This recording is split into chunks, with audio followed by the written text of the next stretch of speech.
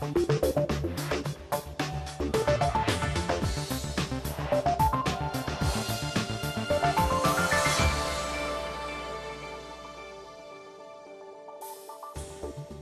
and welcome to the programme. I'm Nima Abouardi. Now, it's a year since Dubai shocked the world's market when one of its biggest companies asked for more time to pay down its debt. So how has the Emirate of Dubai been navigating the choppy waters of the past 12 months? We'll be finding out. Also coming up this week, winners and losers. It may come as a surprise, but some people are doing very nicely out of Dubai's property problems. Sailing success. Dubai is hoping water sport can win over a new wave of visitors to the Emirate, but will it pay off? And how Turkey's boat builders are pulling out all the stops to offer the ultimate in luxury yachting. But first, on the 25th of November last year, Dubai World announced it wanted to delay its debt repayments for 6 months. 1 year on, and Dubai World is restructuring its debt and hopefully drawing a line under the turbulent times of the past 12 months. So how is the Emirate of Dubai doing? Well, Katie Watson has been finding out. For years, Dubai got used to the heady heights of economic success. But then, last November, the Emirate came back down to earth with a bump. And that's meant looking at the economy from a rather different perspective. With a port, an industrial zone and an ambitious property company that built developments like the palm-shaped islands, Dubai World is one of the Emirates' biggest companies. So it was understandable that when it said it needed more time to pay its debts, that would cause ripples across Dubai and beyond. But there is a feeling in Dubai's financial world that the mood's improved from last year and the Emirates trying to focus on its strengths. Some parts of the economy have certainly recovered and are doing quite well now, and those are the core service areas of the economy, whether that's trade, tourism or transport. Those sectors seem to have responded quite well to the global economic upturn and are performing quite strongly. But in recent years, the Emirates' growth was fuelled by real estate, and that sector's still struggling. Dubai World's property arm Nakheel was one of the main reasons for the company's troubles. Amid the economic downturn, Nakheel stopped many of its projects, leaving contractors and investors asking lots of questions and wanting their money. Since then, Nakheel has said that it's going to restart some of its shorter-term projects like the one behind me. But there's less clarity on the longer-term, more ambitious projects as to when, or if at all, they'll be starting up again. And one of those projects was the Palm Jebel Ali. Dafir Al Sharoufi bought 2 properties on the island, investing a total of about $1.3 million. It was meant to be completed by now, but the downturn put a stop to that. He still believes in the project and has so far turned down the opportunity to swap it for another property. They offered a swap for a flat against the villa because they said, like, for example, you have paid X percentage till this stage, so they have offered a flat which represent the same amount of the percentage I have paid.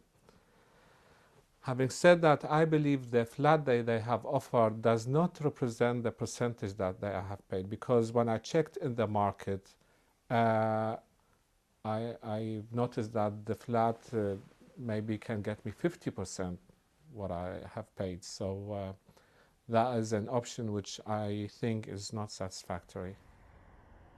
Dafir's now back in the UK and waiting for a resolution. The situation's a far cry from a few years ago when investors were queuing up to buy property in the Emirate because of the returns that could be made. Real estate cannot be the economy itself. Real estate is the platform on which we establish growth going forward. If we look around the area we're sitting in here today, 10 years ago there was nothing here, it was only sand. This real estate is needed to establish the service industry that Dubai wants to focus on, whether it is in finance or in logistics or in tourism. All of this was required. Of course, it was unfortunate, and we have been hit, as an economy because of this. But at the end of the day, we're better positioned, I think, to go to the second phase of growth because we are more competitively priced. We were overpriced just before the crisis. But in order to reach that next phase of growth, there remain some big challenges ahead for Dubai. There's no doubt that Dubai has developed some very impressive infrastructure, whether it's the port or the international financial center here, or the quality of the hotels and transport infrastructure. The problem is that it's come at a very high price in terms of the debt that was built up in the Emirates to finance that development. And that's what's still hanging over Dubai. The maturities that are coming due on that debt continue to be large going forward in 2011, 2012. And there continue to be some question marks over how some of those maturities are going to be met. Dubai's tried its best to put the events of the last year behind it, but with looming deadlines, Dubai will have to work hard to show investors how it can tackle the debt that still remains. So as we heard from Katie, it's not all plain sailing for Dubai just yet. And so to access credit, Dubai recently announced that it would issue dollar-dominated sovereign bonds. And some of Dubai's biggest companies said that they would also issue bonds which have been oversubscribed. So are the investors back? That's a question I put to Muhyiddin Qurunful, Managing Director of Algebra Capital. They are, and we can see that in the recent issuance that we've had. And not only are they back, they're certainly willing to listen. I mean, if we look at the spate of recent issuance, first of all, it's up significantly from prior quarters, but more importantly, almost half, roughly 45% of the new issuance are from first-time borrowers, which to me signifies two very important developments. One is that risk appetite for the region is back, but also more importantly that companies in the region are now beginning to think strategically about funding and are looking to tap capital markets for medium to long-term funding. But are too many bonds being issued? No, probably not. I mean, right now the ratio between bonds and loans is usually about 1/3 to 2/3, and there's a lot of room for bond issuance to actually increase or to gain market share over loans. Because fundamentally speaking, a lot of what caused the crisis that we've had here is that when banks were faced with difficulties and weren't able to extend credit in the same capacity they did in the past, companies that had relied essentially on bank funding for long-term projects found themselves in quite a bit of trouble. So them deciding now to replace a portion of that funding with more suitable and safer longer-term funding is actually a very positive development. And is largely a result of, I think, some of the lessons learned over the past 2 years. And they are? You don't need to finance long-term projects with very short-term bank credit. That you need to have a much more transparent, I think, operating environment with respect to credit, with respect to provisioning, with respect to loans. There has to be a better credit culture in general. Is there, though, the danger that bad habits could come back once more? People will forget the lessons. You know, I think the Dubai world story was a very important inflection point because it really, did signal the end of what was generally called the implicit guarantee model here, which is essentially government or state-backed enterprises enjoying subsidized fundings regardless of the projects that they're doing. And we've had a significant move into a more competitive operating environment for all companies wishing to access credit. So there's always the risk that people go back to bad habits, but this was a fairly significant event. Just most recently, the Central Bank of the UAE, for example, has now issued new regulations forcing banks, for example, to start recognizing non-performing loans at 90 days rather than 180 days. So certainly you get this impression that we're moving much more closer to international standards and rather quickly as well. Muhyiddin Qurunful from Algebra Capital speaking to me earlier. Now, as you may know, Dubai went through a property boom, and when times were good, buildings couldn't be put up fast enough. Now, this led to a host of problems. Faults have surfaced and repairs are needed. Now, the good news is that it has also allowed new industries to grow, from plasterers to painters to plumbers. Philip Hampshire went along, spanner in hand, to find out more. Dubai is a work in progress rather than a finished masterpiece. Around the city, wherever you go, you'll find construction sites and building. But even though the finished parts of town are beautiful, there are some concerns about build quality.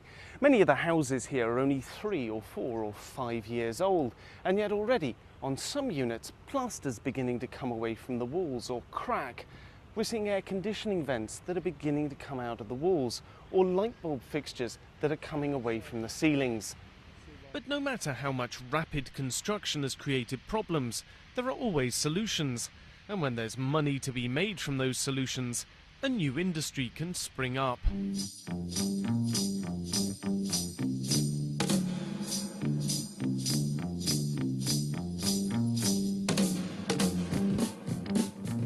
These are the guys from Hitches and Glitches. Like the newly built homes around town, it's just a few years old. It's one of the largest of the many hundreds of companies now offering total property maintenance in Dubai. These businesses cover everything from dodgy plumbing to repainting hallways to fixing broken air conditioning, something you certainly don't want to be without in the long, hot Dubai summer months.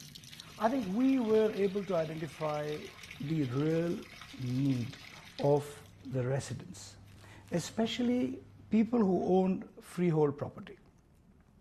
They simply didn't have anyone to help them when they would run into problem with their air conditioning, their plumbing, their electricals. We started with a couple of houses and one single van and a team of 3 or 4. Today we have 2,000 units. A quick search of the internet will reveal lots of these companies have sprung up to fill the niche in Dubai.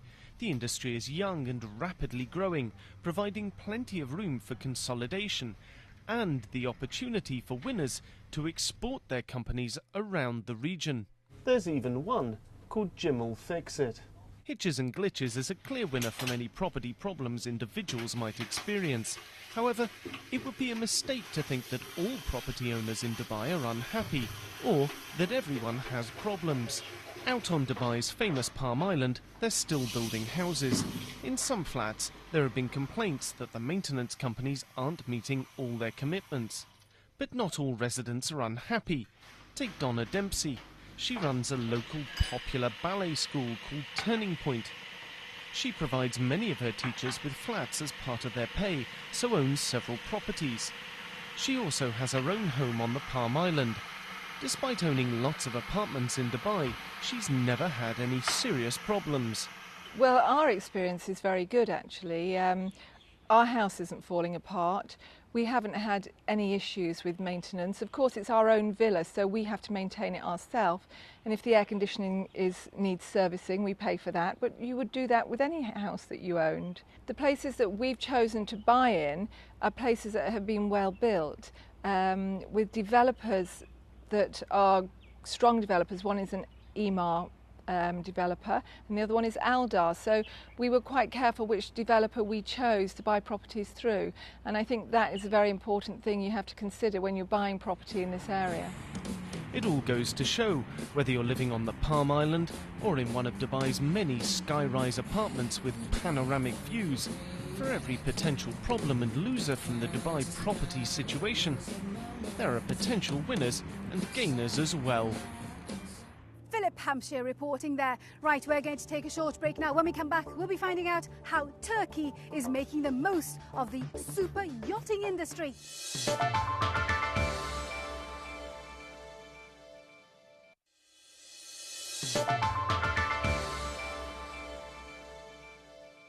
Welcome back to the programme. I'm Nima Abu Wardin. We're off the coast of Dubai following one of the biggest yacht races of the season, the Louis Vuitton Trophy. It's part of Dubai's attempts to put its name on the map when it comes to sailing. But how important is it for the Emirate? That's a question I put to Saeed Harib, the man in charge of water sports for Dubai. It's important, it's coming in the right time. We want to show him Dubai is still Dubai, which is mean part of UAE. We have a lot of sport activity. Just we finished the Formula One. We are Louis Vuitton Cup. If you compare the names, both of them mean something.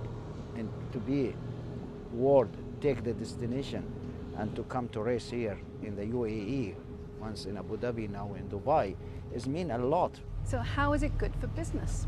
Look to the hotel now. Everyone do business, because there are already a lot of people who's racing, they're using that business facility, they use this facility. Now, you spend a lot of money on these events. Is there a return on that investment? The promotion is cost money, of course. You're not promoted free. But the way how to promote, to bring people here, to races here, to feel, to test, to see Dubai, and this is what we are doing now, to promote Dubai and UAE through this water sport activity. I told you honestly, the water sport activity not make money, but indirect for other business, like a hotel business, like transportation, like other place, shopping, could be make a business. Did the UAE's reputation suffer as a destination for water sports because of what happened last year with Ras Al Khaimah, with the America Cup being cancelled very late in the day? Look, today, I mean, there's a successful race. It's done. It happened in UAE. Could be in Ras Al Khaimah, could be in Dubai, could be in Abu Dhabi, could be everywhere.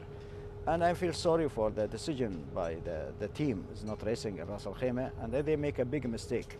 Now, it's a year on since Dubai shocked the world with its request for more time to pay back debt, one of its biggest companies requesting more time. Is this the turnaround for Dubai? Is it going to be good times now? From my sport, Dubai is still continuous. I mean, we are going to finish now Louis Vuitton. Next month, we're going to start the final heat of powerboat racing class 1. March, we are going to run against the boat show exhibition, one of the biggest boat show in the Middle East and Asia. The number is increased, everything increased. The list which I have it today, to compare to the last year, there's new exhibitors coming, new boat is coming. So this is the answer for question. We want to see the life never end, and we are continuous. And what we have already in our back. We're not thinking what we have in the back, we are thinking what we are going to have it in the future, and we shouldn't be stop. And that's what we learn. If we stop, it means there is something wrong. Saeed Harib speaking to me earlier. Now, big bucks from the boating industry are benefiting Turkey too. The country is known as a specialist manufacturer of chemical and oil tankers. Now it's turning its attention to the luxury end of the market, which is bringing in foreign investment, as Gavin Hill finds out.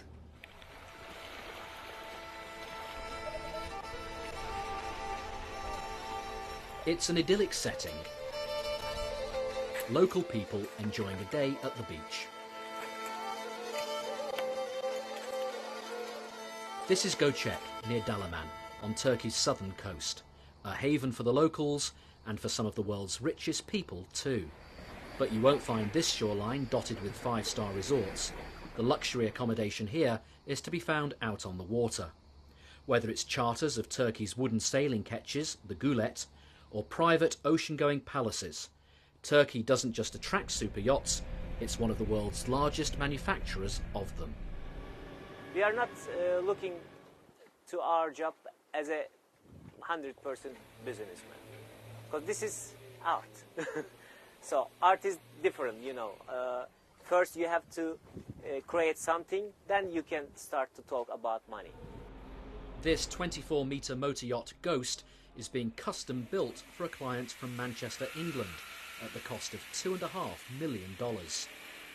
And when it's launched, its owner might choose to berth it here, at Turkey's first super marina for super yachts, built as part of a $100 million investment by marina operator Marinturk. I can see many Russian flag boats or Russian-owned boats in this region.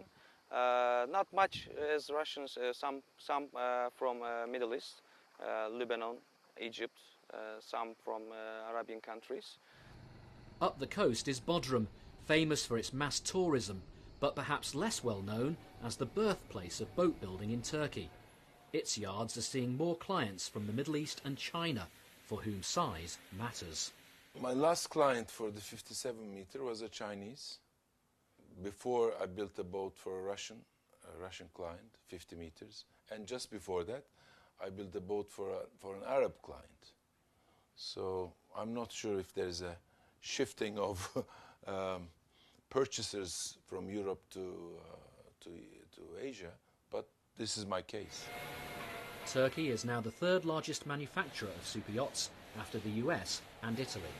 I think in 10 years, if the government start to understand how important this sector is, it could easily be number one. Cobra Yachting has built super yachts for the owner of Istanbul's Galatasaray Football Club and Malaysian billionaire Ananda Krishnan. When you go to new rich countries, it's more different. They want branding, they want style, they want, you know, this. They want to say that I own this boat, like to his friend. I can say it's different from country to country.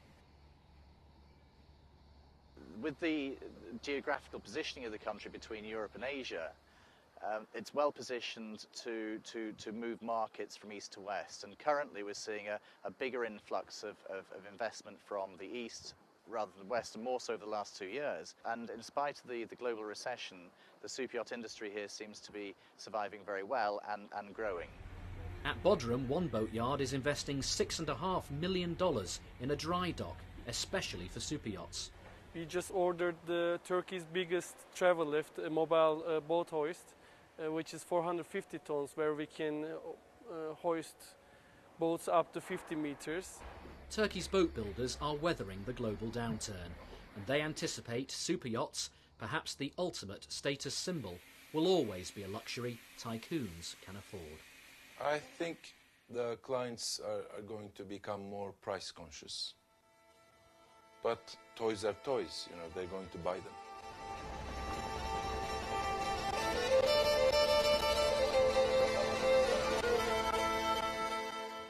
Gavin Hill in Turkey there. Right, our time is up. I do hope you've enjoyed our programme. But before we go, let's see how the region's main markets performed this week. And remember, we'd love to hear from you. Our email address is middleeastbiz@bbc.co.uk. Now, next week, we're finding out why the Gulf is becoming the destination of choice for big US firms looking for engineering talent. Until then, from me, Nima Abuarde, and the rest of the team, thank you for watching. Bye-bye.